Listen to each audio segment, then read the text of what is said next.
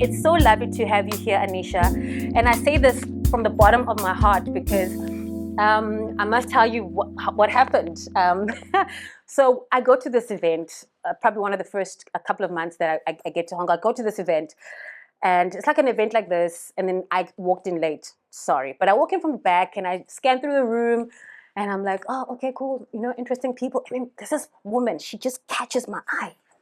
And I'm like, oh, okay. There's a speaker who's talking, and I'm like, oh man, I cannot wait until we go on a break, and I'll be able to, speak to her.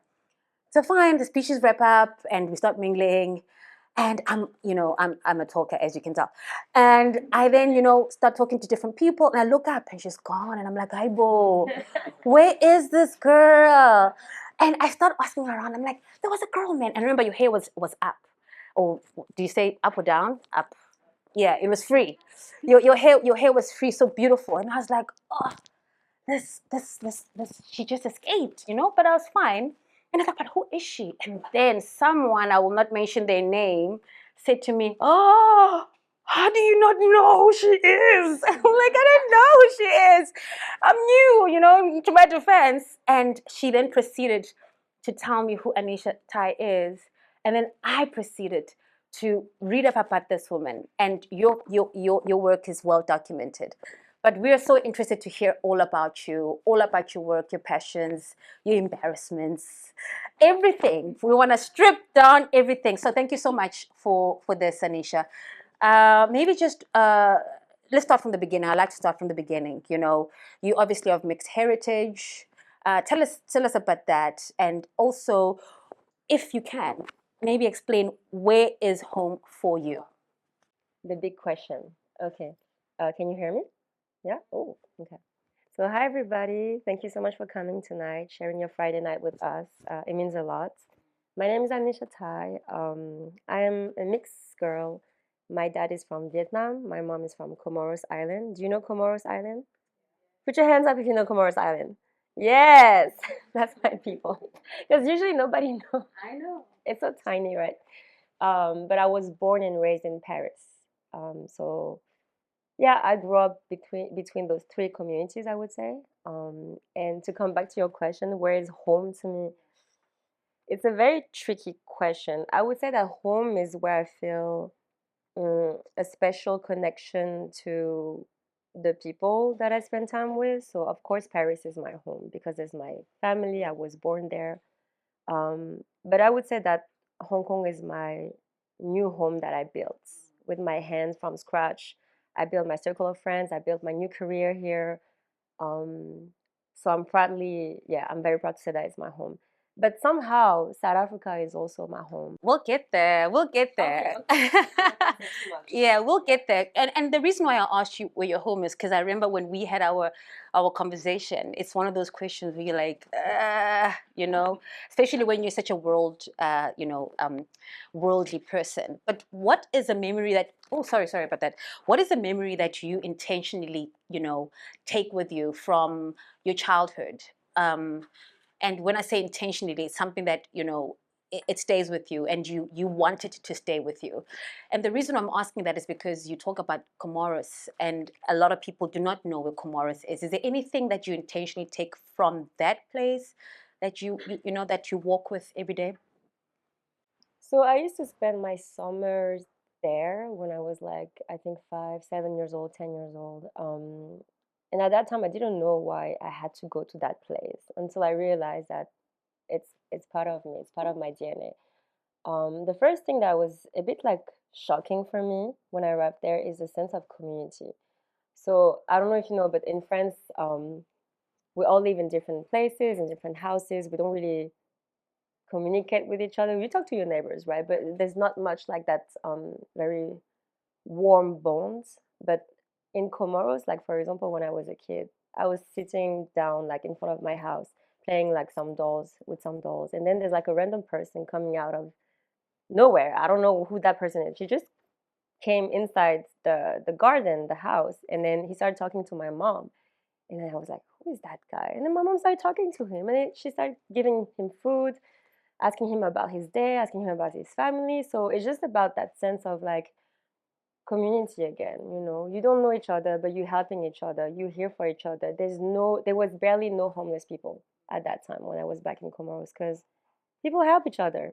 That's it. Like it's so poor already, but we're still helping each other, and I think that made me really understand that family, communities is definitely part of who I am, and that's why I'm here in Hong Kong to build also my own community and having people feeling, yeah, safe. Yeah, I love that. I mean, in South Africa, we call it Ubuntu, but I think we can all relate to just like caring for one another, not necessarily because that person brings you something, but because we are who we are, because you are, you know.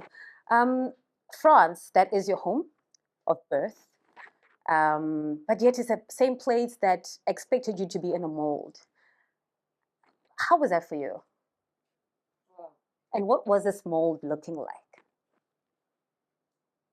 Um, so when I was in France, I remember my mom telling me, you have to work super hard at school, otherwise you will end up cleaning the streets. Well, I was like, okay, mom, I will work hard. So I arrived at school, and of course, they kept repeating, my teachers and everything, they kept repeating, okay, you're French, learn your history about France and everything. But we didn't learn too much about the history of African countries or even Vietnam, you know. Um, so I just followed a path that I thought was the best, which is um, she tried to make me aware of, you know, when you were born as a colored person. When I say colored, it's not from the South African meaning, but when I say colored, it means like black or Asian or Arabic. You definitely have to prove in France that you're doing good and you can earn the same amount of money as the other French people. So from the very beginning, from 5 years old, I remember I had to set the standards very high. That's why I worked hard because I felt that I was never doing enough somehow because there was always that voice telling me, oh, you end up on the street, you end up on the street. Um, yeah, so that's how I grew up in France. I forgot where I wanted. And the reason why I asked you that is because you were then expected to fit this mold, which you probably did because you took ballet. You subsequently went to university and you qualified and got a degree in civil engineering. Yeah. And you were set, really.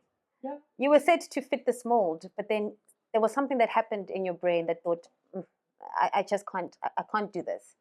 I felt like disconnected with myself. I felt like I try to hide or put away um, my African roots. Thus, I chose ballet. I chose to follow what my mom said, study ballet dance.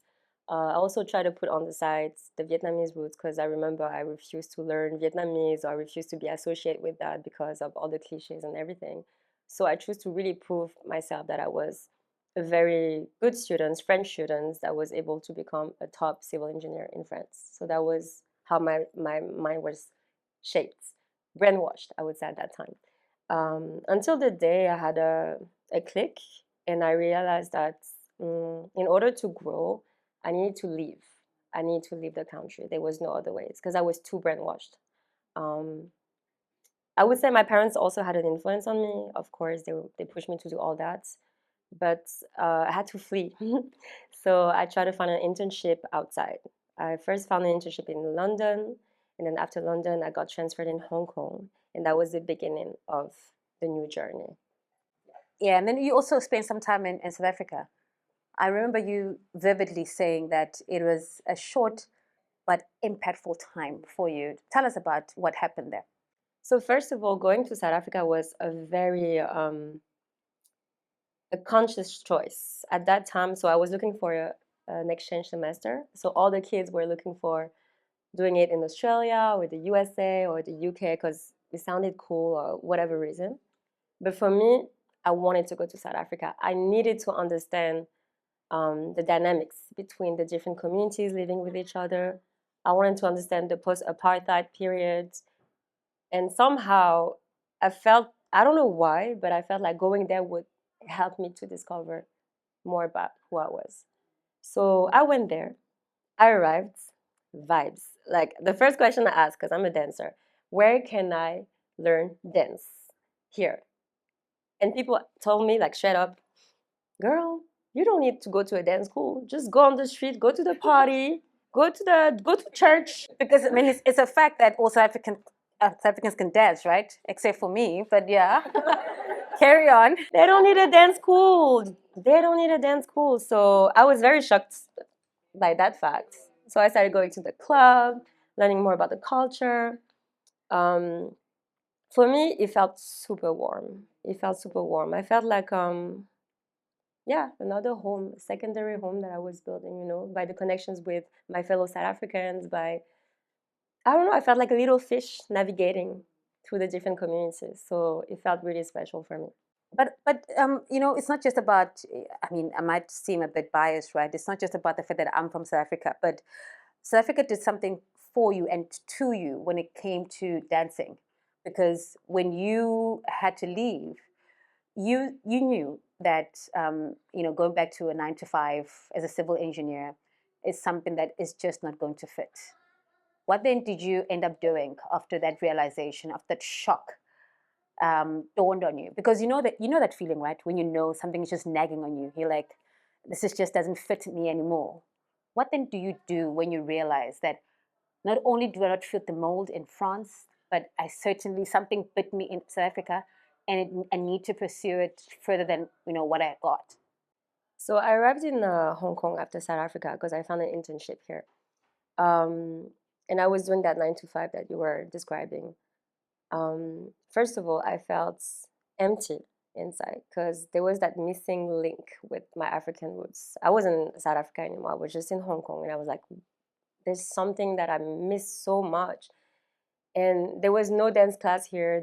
I only had to dance by myself Afro and learn by myself. And it came to my mind that, okay, so you're here by yourself, you miss your African roots, and you feel terribly unhappy in your 9 to 5 job. Why not exploring dance as a new way to live life? So at that time, I remember it was 2018. I had that crazy idea of just like dancing on the streets, some Afro to some random diamond platinum music or whatever. And I got very lucky. One of the videos that I made got viral at that time, back in the days. And I started getting a bit more traction.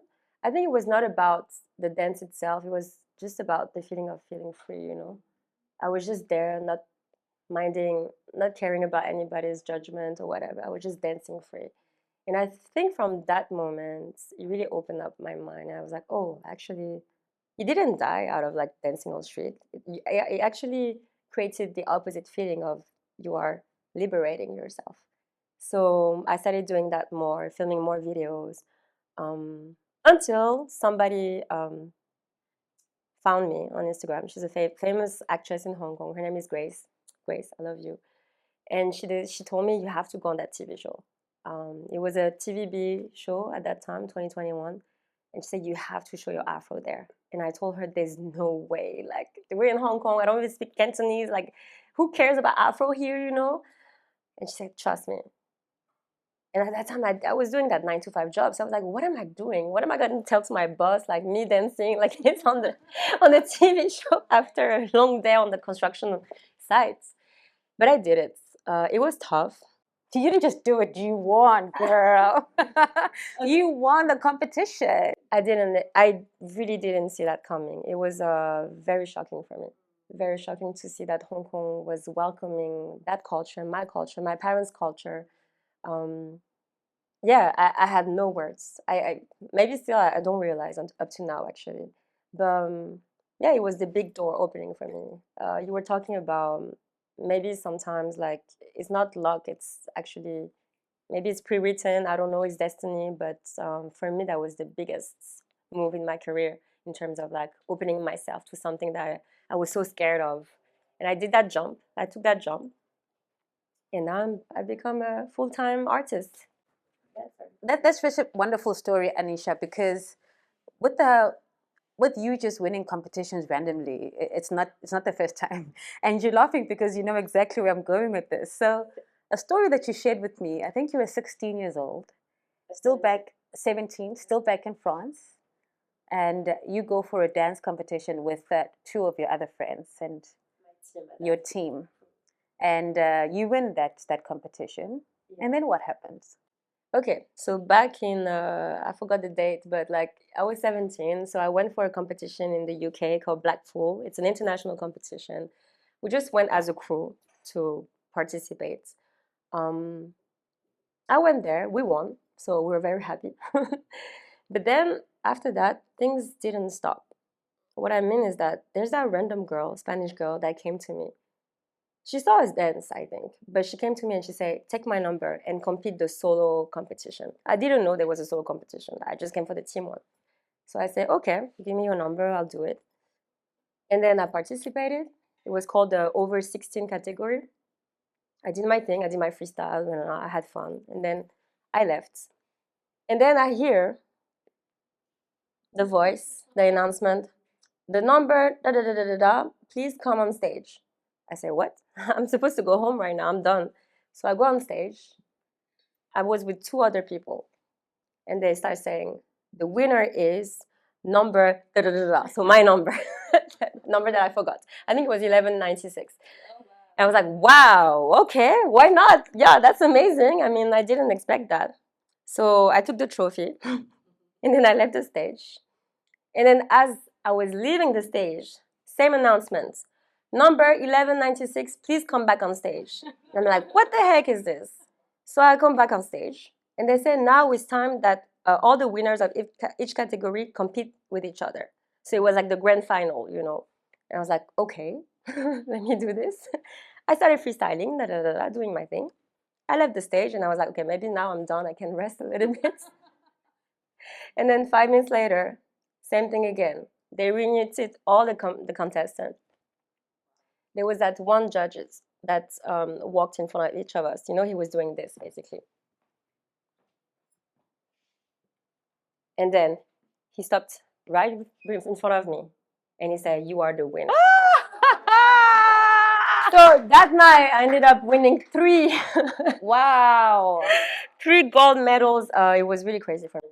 And after that experience, I believe that you were dubbed the Michael Jackson of France. I mean, how can you not be the Michael Jackson of France? You went and entered one competition. You come back with 3 trophies. It's really amazing. I don't know what happened. Don't ask me. Right? Yeah.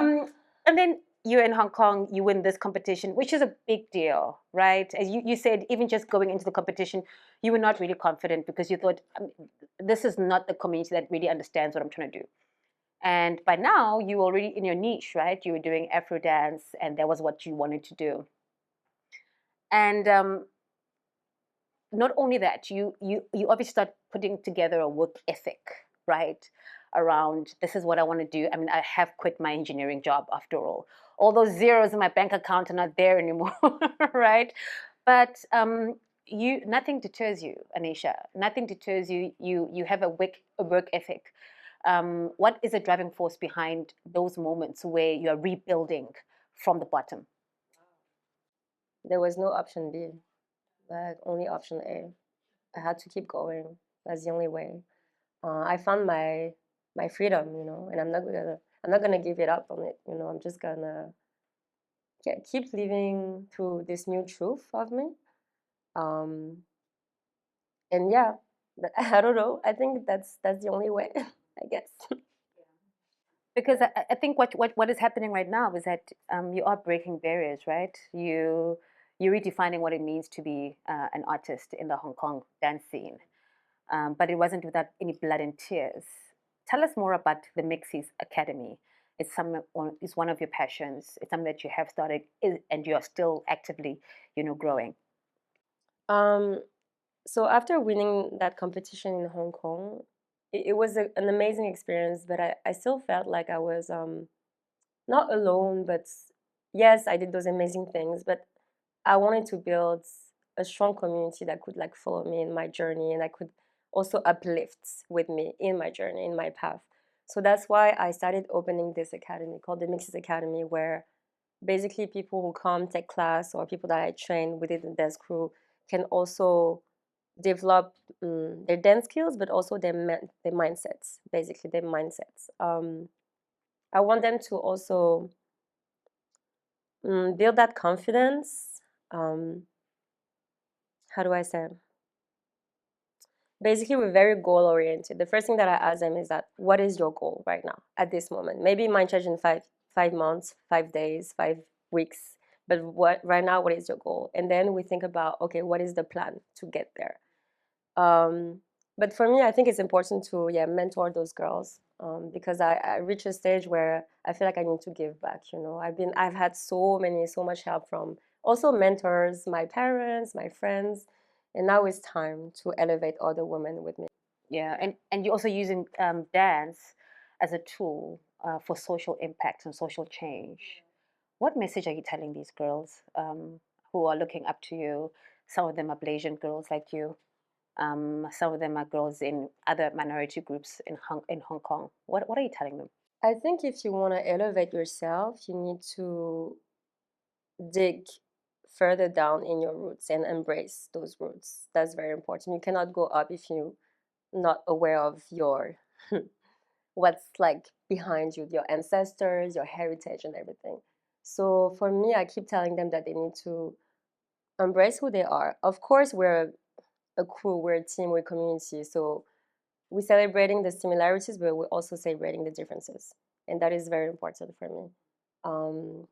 So whatever they have, whether it's like a strength in a different dance style or a physical attributes that they have, we celebrate it. I just want to make them feel like they're home, because sometimes you don't have, not everybody is born with a supportive system like friends or family. So I want to create that for them, so that they have a safe space. Yeah. So fast forward, you're obviously excelling and trying and building, and then you get a call from the United Nations, and they're like, "Hey, come address us, please. Tell us about that, because that's big. I mean, let's be honest. Hey, has anybody addressed the UN in this room? But she has, right? Yeah, I received that like weird email from a person saying that, oh, we really want you to come for the next meeting of the United Nations in Geneva. And I was like, is this a scam? Like, what is this? Who am I to go to the United Nations? And talk about what? Yeah, talk about what? They were mentioning about me representing, like talking about the situation of Hong Kong, of the African descent people. And then I replied back because I was curious. And I said, but what do you want exactly? Like, I'm a dancer. Like, what do you want me to show you some moves? Which I did. Yeah, you did. You did, girl. So basically, yeah, fast forward, I ended up in Geneva, in the United Nations, talking about the situation in Hong Kong. Yeah. But it was not it. At the end of the day, I did show them a little tobeta. Yes. To the 500 people present. I guess they got a little bit bored with all those talks of all big politicians, so I had to make them move a little bit. But for me, yeah, I didn't care, honestly. Like, like we're humans. We need that connection. We need to feel that we're here for a reason, right? For me, it was just bonding through dance. So yeah. I love that story because I feel like if the UN wanted to invite another person in a suit, they would have done that. But they invited you because they knew that there was something about you and there was a message that you would bring forward. Do you remember maybe give us a glimpse of that message to the UN? Because that's a world stage, Anisha. But yet you firstly did the Tobetsa. Tobetsa, give us context. What is Tobetsa, first of all? Okay, Tobetsa. Show us. Okay, you guys ready? So you can stay seated. Yes. That's good for you. That's why I chose that move, because some people don't want to stand up.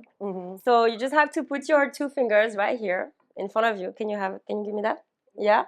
Okay, let's get ready. It's Friday night. Come on, guys. Yeah. Okay, you gotta start with your right. So you gotta push to your right, push to the center, and then push to your left. Okay. Okay, and then keep pushing to the left, right. Center, and then right. See, I'm getting confused now. Yeah. We get you. It's the water. We get you. Okay, ready? 5, 6, 7, 8, and the ta ta ta, and the ta ta ta. You gotta give me a little chest, huh? You cannot just do this, huh? It's a bit plain, huh? You have to like push, push, push. You know the groove, huh? Find that Afro groove in you, huh? You have it naturally. Okay. Ready?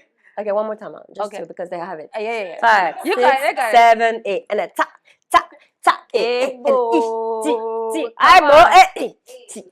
da da da Ah. Oh, that was so fun. And you did that with all those UN guys. Wow. So brave of you. In fact, when I saw you do that, I didn't see the UN one, but I saw you do a TED Talk. I was like, this girl is brave. She was doing a TED Talk and she's like, okay, guys, I'm going to teach you to do it. Like, what? Yeah. What sort of music inspires you kind of dancing? Uh, I know that Dobeza is obviously an African dance, but what sort of music that drives you, that you know, like if this is on, it's on? Wow. Because in Africa, there's so many different styles of music, So I wouldn't say there's one specific, but I remember when I was in South Africa, there was that style called home. Hey, did I do it right? You got it. You got it. You got it. You got it. Yeah, I love that so much. It's like a mix between house and African drums. Yeah, it's very mwah. And then that led to Amapiano. I love hearing some Niger music. I love hearing some Azonto. I love hearing some Afro house. I love everything. That's why with the mixes we just blend different styles together. Okay. So what does the horizon look like for Anisha? I've already indicated, and if you didn't pick it up, her work ethic is absolutely impressive, right? But what does the future look like for you? What do you want to do in the coming future that you can maybe share with us? Definitely, I want to grow the academy. I want to grow the community, take it to the next level, not just in Hong Kong, but also Asia, especially in Vietnam, where I'm coming from and where my dad is from. So I want to make it global. It's just I want to keep like finding like-minded people, keep elevating them somehow, whether it's like through dance or through other adventures. I also want to tap into music, hopefully one day. I mean, no, it's happening already. Not hopefully one day. Um, I just want to expand my artistry because I think I told you, but I see artists as like a tree with like deep roots. There's one branch, main branch that we develop that blossom. For me, it's the dance, but I also want to expand the other branches, which is art. Which is music, which is can be fashion, can be anything. But I want to keep like expressing myself and find new way to feel free. Yeah. Okay, let's maybe like also just take it down a notch a bit. Some questions are a bit lighter, and your journey is really wonderful, Anisha. I also love the fact that you said you've used or you are using your sort of like trauma as a Blasian person who has somewhat faced rejection to as a catalyst to basically doing the things that you want to do, and also taking people with you. I think teaching is such a beautiful effort. I love teachers. They're my favorite profession in the world. And teaching doesn't necessarily have to be like someone who's degreed in teaching, but if you can impart information to the next person, it's really amazing. But let's just on a lighter side, so why is it that dancers, especially you can see I really wanted to ask this question, especially like Afro dancers, they have this weird facial expressions when they dance. What's up with that? Like, what is that? I know you've wondered, right? Like, have you not? Why do you guys do that? Why not? No, but I think face is such an important element of the whole body. So when you dance, imagine if I tell you, you can dance right now, but don't use your right arm. Don't use your right arm. Like it's the same question. Why? Like if I dance, I would need to use my head as well as the right arm. And notice, like when you look at somebody dancing, what do you look at? I'm sure you look at the face. I'm pretty sure you look at the eyes. You want to see what the person feels. And for me, the face is like the best element of the body that shows you like how I feel at this moment. Afro is about feeling. You can have a perfect technique, but for me, if I don't connect with you in a deeper way, then yeah, for me, this is not completely Afro. Yeah. Super. I really wish that you can see her dance. So Anisha Thai or the social media platforms, you'll be able to see her. This is the part where we open up the floor to some questions that you might have. My question would be, are there any other artists or people or organizations that you'd like to collaborate with? And what are the challenges that you faced as a woman in the art industry? I don't know. I just want to, whether it's like as a choreographer or as an artist, as a singer, we'll see. But I just want to keep digging into my African roots. I remember I had a question from a South African singer that asked me, but you know, when Afro is not going to be a trend anymore, you know, are you still going to dance it? Are you still going to be in it? And I found it so relevant because nowadays it's like music genres that come and go. Remember dancehall? Like I love that dance. It's still there, but there was that phase, that peak with shampoo and everything, and now it's like it's not that. Yeah, it's okay. So I'm like, no, I'm still gonna fight for it because this is my identity, this is my DNA, this is my roots. That this is like the reason why, like, I've chose dance, you know. So no, I'm not gonna give up on it for sure not. So I'm gonna keep pushing for it. And then second question, any challenges as a female artist? Wow, so many. Which one? Which one you want? Oof. I think right now for me the challenge is that I do a lot of things, and I'm leaving on the side my personal life. That's what I'm feeling. I sacrifice it for the sake of building something that is greater than me, like bigger than me, beyond me, which is the community, the academy, the everything. It takes a lot of time. So this is the difficulty. And I think also as an African woman, we're told many times to be strong, always strong. My mom always told me that. And it's tiring sometimes to be always, to show that you're strong outside. You arrive home and you cry because you're so tired of that mask that you have on, right? So yeah, I can feel, sometimes I feel lonely and tired to always show that I'm strong because I'm not actually. So that's my biggest challenges, What I did say to you when we met is that I don't believe in luck. I don't believe that people are just lucky. I believe that you get opportunities that are just maybe for you, but you need to meet that opportunity a bit, you know, halfway. Like nobody ever got an opportunity sitting in bed. If they did, kudos to you. So you, so yeah, man, you're such an inspiration. I love your energy. I wish you all the best with your academy. So it's not too late for me with my two left feet to Dobetsa. Uh-huh. Okay, okay, okay. Oh, and the chest, right? Uh-huh. Love you, babe. Thank you so much. Thank you, thank you. Anisha Thai, everybody.